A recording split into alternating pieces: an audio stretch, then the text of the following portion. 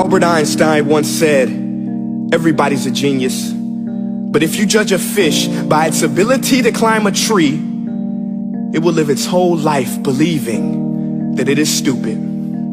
Ladies and gentlemen of the jury, today on trial we have modern day schooling. Glad you could come. Not only does he make fish climb trees, but also makes them climb down and do a 10-mile run. Tell me, school, are you proud of the things you've done?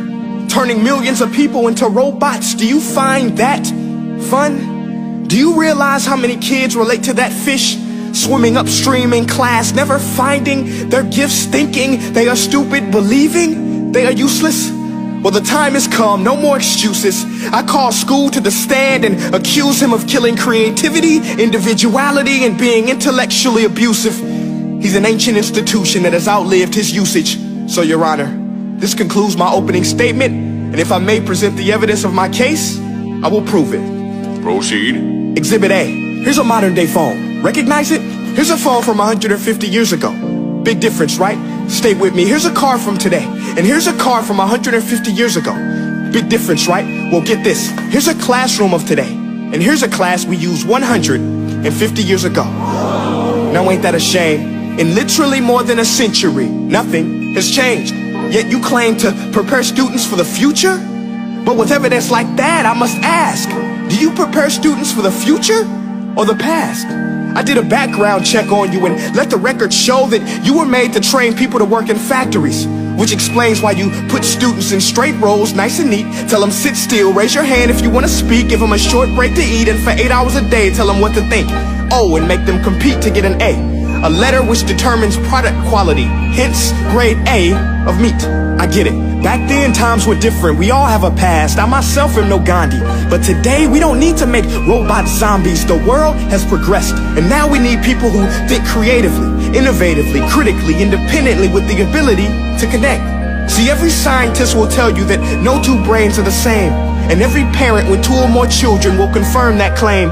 So please explain why you treat students like cookie cutter frames or snapback hats, giving them this one-size-fits-all crap. Watch your language. Sorry, Your Honor, but if a doctor prescribed the exact same medicine to all of his patients, the results will be tragic. So many people will get sick, yet when it comes to school, this is exactly what happens. This educational malpractice, where one teacher stands in front of 20 kids, each one having different strengths, different needs, different gifts, different dreams, and you teach the same thing the same way?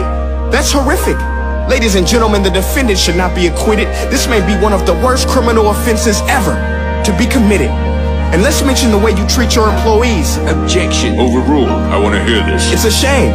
I mean, teachers have the most important job on the planet, yet they're underpaid? No wonder so many students are short-changed. Let's be honest. Teachers should earn just as much as doctors, because a doctor can do heart surgery and save the life of a kid. But a great teacher can reach the heart of that kid and allow him to truly live. See, teachers are heroes that often get blamed, but they're not the problem. They work in a system without many options or rights. Curriculums are created by policymakers, most of which have never taught a day in their life. Just obsessed with standardized tests. They think bubbling in a multiple choice question will determine success. That's outlandish. In fact, these tests are too cruel to be used and should be abandoned, but don't take my word for it. Take Frederick J. Kelly, the man who invented standardized testing, who said, and I quote, "These tests are too cruel to be used and should be abandoned." Ladies and gentlemen of the jury, if we continue down this road, the results will be lethal. I don't have much faith in school, but I do have faith in people. And if we can customize healthcare, cars, and Facebook pages, then it is our duty to do the same for education, to upgrade it, change it, do away with school spirit, because that's useless. Unless we're working to bring the spirit out of each and every student, that should be our task. No more Common Core. Instead, let's reach the core of every heart in every class. Sure, math is important, but no more than art or dance. Let's give every gift an equal chance. I know this sounds like a dream, but countries like Finland are doing impressive things. They have shorter school days. Teachers make a decent wage. Homework is non-existent, and they focus on collaboration instead of competition. But here's the kicker, boys and girls. Their educational system outperforms every other country in the world. Other places like Singapore are succeeding rapidly. Schools like Montessori, programs like Khan Academy. There is no single solution, but let's get moving. Because while students may be 20% of our population, they are 100% of our future.